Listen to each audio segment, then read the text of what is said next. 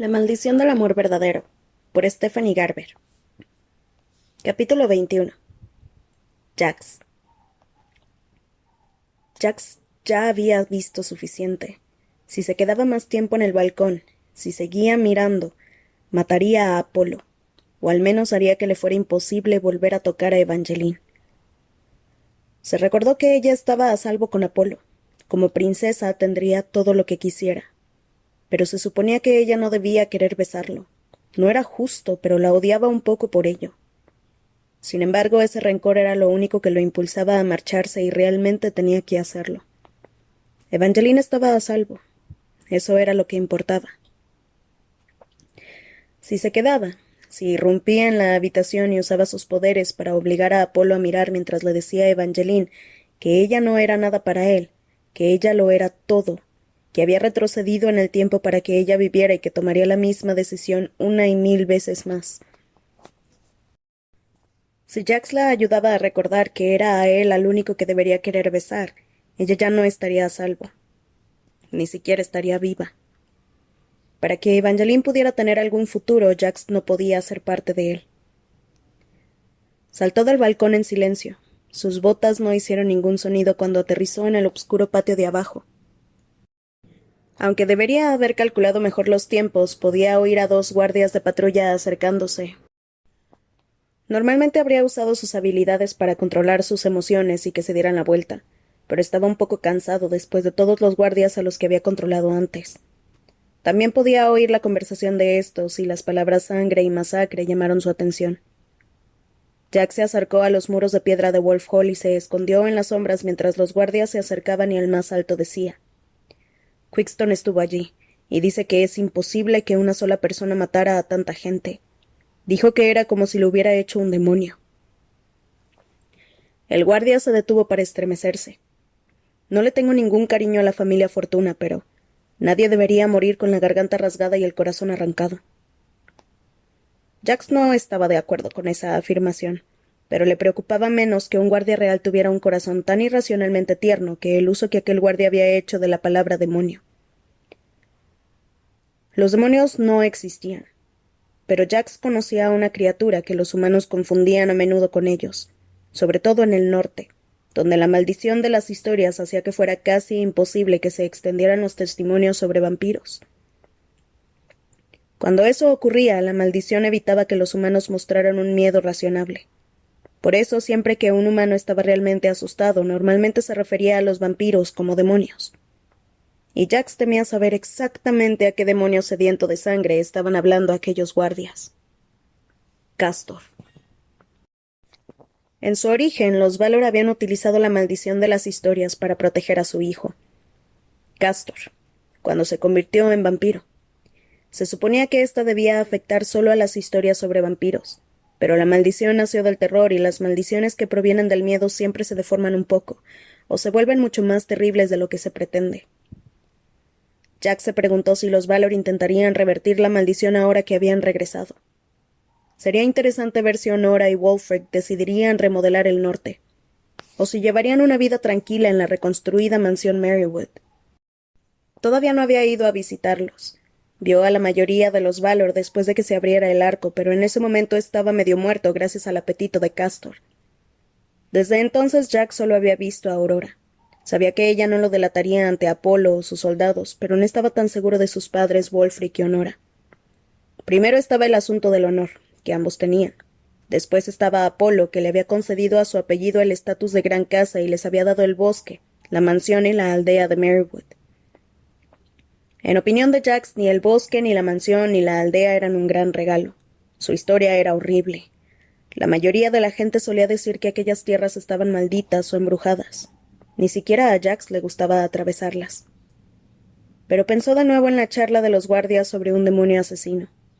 Después se imaginó a ese mismo demonio asesino rasgándole la garganta a Evangeline, matándola de nuevo. Jax montó su caballo y cabalgó rápidamente hacia Merrywood. Notó un cambio tan pronto como llegó. Podía oír vida pululando a cada lado del camino. Había conejos, ranas, pájaros y ciervos, y los árboles habían comenzado a crecer de nuevo. Aunque apenas habían pasado unos días desde el regreso de los Valor, había una razón por la que eran los Valor.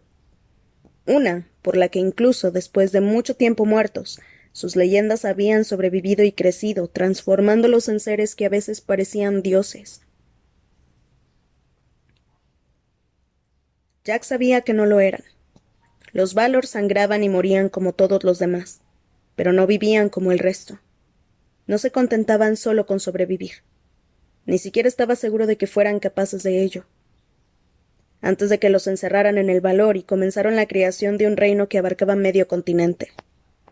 Jax no sabía qué harían ahora que habían salido, pero no tenía ninguna duda de que propiciarían otro cambio indeleble en el mundo. Se bajó de su caballo y lo amarró a un poste justo a las afueras de la aldea de Marywood. Los Valor no habían comenzado todavía con su reconstrucción de la mansión. Habían empezado por la aldea. Jack suponía que se estarían hospedando en algún sitio cercano, y por tanto era probable que Castor estuviera cerca en lugar de en su antigua cripta de Valorfell. Como el bosque, la aldea de Marywood estaba también volviendo a la vida. Cuando Jack entró en la plaza, el aire olía a madera recién cortada. Era una plaza antigua, construida alrededor de un pozo que hacía mucho tiempo había estado rodeado de tiendas. Un herrero, un boticario, un panadero, un carnicero, un candelero y el mercado de frutas y verduras. Durante un segundo, Jack recordó las noches en las que se escabullía para reunirse con sus amigos en la azotea de la botica. Se tumbaban, observaban las estrellas y se jactaban de todas las cosas que harían algún día, como si sus días estuvieran garantizados en lugar de contados. Levantó la mirada. No esperaba encontrar a Castor en la azotea de la botica, pero tampoco le sorprendió hacerlo. Una de las desventajas de ser inmortal era que tenían cierta propensión a permanecer anclados al pasado, a la época de antes de dejar de envejecer. A pesar de todos los días que Jax había vivido, los días en los que era humano eran siempre los más vívidos y no parecían atenuarse con el tiempo. Era otra desventaja de ser inmortal. Aquellos recuerdos persistentes y eternos que siempre daban a la humanidad la ilusión de ser mucho más intensa que la inmortalidad. Esto hacía que Jax odiara a los humanos a veces, pero suponía que hacía que Castor quisiera convertirse en uno. ¿Vas a bajar o tengo que prenderle fuego a la botica?, le preguntó Jax. Esa amenaza funcionaría mejor si al menos tuvieras una antorcha, contestó Castor. Un segundo después saltó con facilidad al suelo y apoyó despreocupadamente un codo en la pared de la vieja y desmoronada botica. Ahora que no tenía el yelmo y que había recuperado a su familia, era mucho más Castor, el noble príncipe sin una preocupación, que Caos, el sufrido vampiro que no podía alimentarse debido a su casco. Durante un segundo Jack sintió una punzada de envidia. ¿Qué te tiene de tan mal humor?, le preguntó Castor. ¿Has estado espiando a Evangeline otra vez? No estoy aquí por ella, le espetó Jax. Bueno, sin duda estás antipático por ella. Jax lo fulminó con la mirada. Y tú estás de un perturbador buen humor teniendo en cuenta que acabas de asesinar a una familia entera. La expresión de Castor se volvió seria de inmediato. El calor se filtró en su mirada, que parecía menos hambrienta que amenazante. Si Jax tuviera más aprecio por su vida, se habría asustado, pero últimamente no sentía demasiado, a menos que las emociones tuvieran algo que ver con Evangeline, y por el momento estaba haciendo todo lo posible por evitarlas. Cualquier cosa que lo ayudara a quitársela de la cabeza era agradable en comparación, excepto quizá aquello. Castor era su amigo más antiguo, así que Jax no quería odiarlo, pero cuando la miraba todavía podía ver sus dientes en el cuello de Evangeline mientras le arrancaba la vida. Castor ni siquiera sabía que esa versión de su historia existía. No era totalmente justo juzgarlo por ello, pero hacía mucho tiempo que Jax no intentaba ser justo. Si estás aquí para echarme un sermón, le dijo Castor, no quiero oírlo. Entonces seré breve. Tienes que controlarte, o tus padres lo descubrirán y esta vez en lugar de ponerte un yelmo te pondrán en una tumba. Castor apretó la mandíbula. Ellos no harían eso. Son humanos, Castor. Los humanos hacen un montón de cosas estúpidas cuando están asustados. Jax lo había hecho. Y lo peor de todo era que había creído estar haciendo lo correcto, como cuando Castor murió. Fue él quien le pidió a la madre de Castor, Honora, que lo trajera de entre los muertos. Castor y Lyric habían sido los mejores amigos de Jax, casi como hermanos. Lyric acababa de morir, y Jax no podía perder también a Castor. No había pensado bien cuál sería el precio de traerlo de vuelta a la vida. No se había imaginado cuánta sangre se vertería. Una de las razones por las que Jax había permitido que lo convirtieran en un destino fue que así Castor no estaría solo. Entonces inició el rumor de que Castor era Caos y de que Caos era un destino para que el mundo no descubriera que él era el único valor que quedaba. «Estoy intentando cuidar de ti», le dijo Jax. «Por fin has conseguido librarte del yelmo y recuperar a tu familia. No quiero ver cómo destruyes esta oportunidad». Castor resopló. «No soy yo el que está a punto de destrozar su vida». «¿Qué se supone que significa eso?» «He hablado con mi hermana. Aurora me ha contado lo que quieres y lo que estás dispuesto a intercambiar por ello». «Tu hermana». Jax se detuvo.